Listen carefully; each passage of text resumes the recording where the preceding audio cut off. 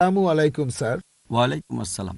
আমার নাম হলো SK রন্দর্নে, deputy engineer, government of Maharashtra, water supply department. আমি একজন অমুসলিম, নন মুসলিম। আমার প্রশ্নটা হলো যে আমাদের এই পৃথিবীতে কেন এত ধর্ম সৃষ্টি হয়েছে? আমাদের চারপাশে এত বেশি ধর্ম কেন? এখানে একটা সেন্টেন্স লেখা আছে পিস টিভি লোগোর নিচে, যে পিস টিভি মানবতার সমাধান। এখানে আমার মতামত হলো এই, যে শান্তির জন্য জ্ঞান আর বিজ্ঞতার প্রয়োজন। ধন্যবাদ। ভাই একটা প্রশ্ন করলেন যে পৃথিবীতে এত ধর্ম কেন, এটা প্রথম প্রশ্ন। আর তারপর একটা মন্তব্য করলেন যে শান্তি মানবতার সমাধান, এটা পিস টিভির স্লোগান। শান্তির জন্য প্রয়োজন জ্ঞান আর বিজ্ঞতা। আমি আপনার সঙ্গে একমত।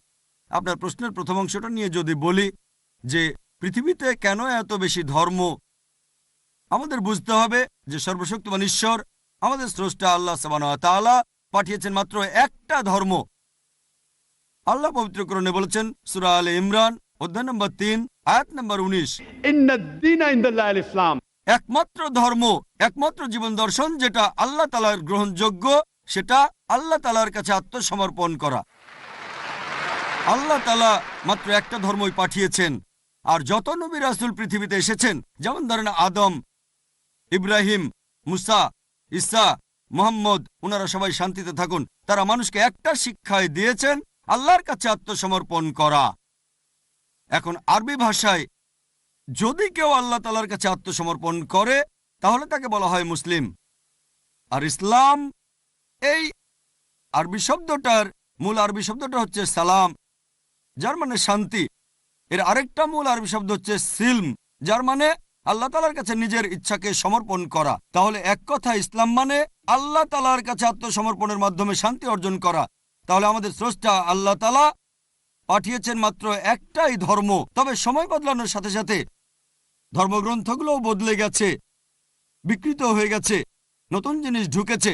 আর এই ধর্মগ্রন্থ বদলানোর ব্যাপারে আল্লাহ পবিত্র কোরআনে বলেছেন, সূরা বাকারা অধ্যায় নম্বর 2 আয়াত নম্বর 79, ফাওয়াইলুল লিল্লাযীনা ইয়াকতুবুনাল কিতাবা বিআইদিহিম সুম্মা ইয়াকুলুনা হাযা মিন ইনদিল্লাহ লিয়াশতারু বিহি সামনান কালিলা ফাওয়াইলুল লাহুম মিম্মা কাতাবাত আইদিহিম ওয়াইলুল লাহুম মিম্মা ইয়াকসিবুন।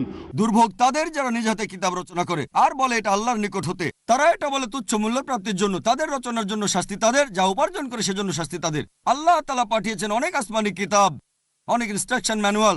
সময় বদলানোর সাথে সাথে এই ইনস্ট্রাকশন ম্যানুয়াল, আল্লাহর এই আসমানি কিতাব বদলে গেছে। যখন কোনো কিতাব বিকৃত হয়ে গেছে, আল্লাহ নতুন রাসূল পাঠিয়েছেন আর নতুন কিতাব।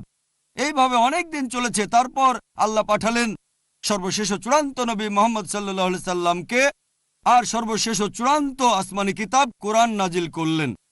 এর আগে যেসব নবী রাসূল এসেছিলেন, আমাদের প্রিয় নবী মুহাম্মদ সাল্লাল্লাহু আলাইহি সাল্লাম বলেছেন যে আল্লাহ তাআলা এই পৃথিবীতে 1,24,000 নবী রাসূল পাঠিয়েছেন। পবিত্র কোরআনে মাত্র 25 জনের নাম বলা হয়েছে, অন্যদের নাম আমরা জানি না। হতে পারে একজন প্রশ্ন করেছিল, আপনি কি মনে করেন, একজন হিন্দু আমাকে এই প্রশ্নটা করেছিল, আপনি কি রামকে আল্লাহর রাসূল বলে মানেন, অথবা শ্রীকৃষ্ণকে কি আল্লাহর রাসূল বলে আপনি মানেন?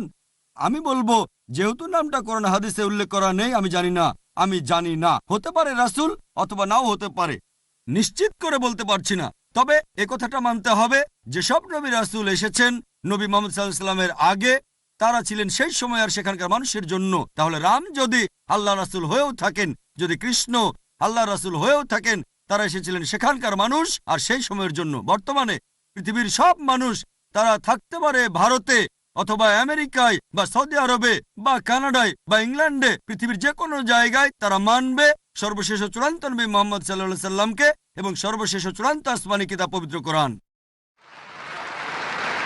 আল্লাহ আমাদের কথা দিয়েছেন সূরা হিজর অধ্যায় নম্বর 15 আয়াত নম্বর 9, যে আমি কোরআন অবতীর্ণ করেছি, সেটা আমি সংরক্ষণ করব। তাহলে আল্লাহ তাআলা পাঠিয়েছেন মাত্র একটা ধর্ম, সেটা হচ্ছে আল্লাহ তাআলার কাছে আত্মসমর্পণ করা। ইসলাম মানে আল্লাহর কাছে আত্মসমর্পণ করার মাধ্যমে শান্তি অর্জন করা। আর আপনি বললেন জ্ঞান এবং বিজ্ঞতা দিয়ে শান্তি অর্জন করা যায়। হ্যাঁ, কার কাছ থেকে জ্ঞান? সবচেয়ে সেরা কে? আল্লাহ তাআলা, আমাদের স্রষ্টা। কে সবচেয়ে জ্ঞানী? আল হাকিম, তিনি আল্লাহ সুবহানাহু ওয়া তাআলা মহান স্রষ্টা। তাহলে শান্তি অর্জনের সেরা উপায় হচ্ছে সেই জ্ঞান এবং নির্দেশনা মেনে চলা যেটা আমাদের স্রষ্টা আল্লাহ সুবহানাহু ওয়া তাআলা পাঠিয়েছেন। আশা করি উত্তরটা পেয়েছেন। ধন্যবাদ।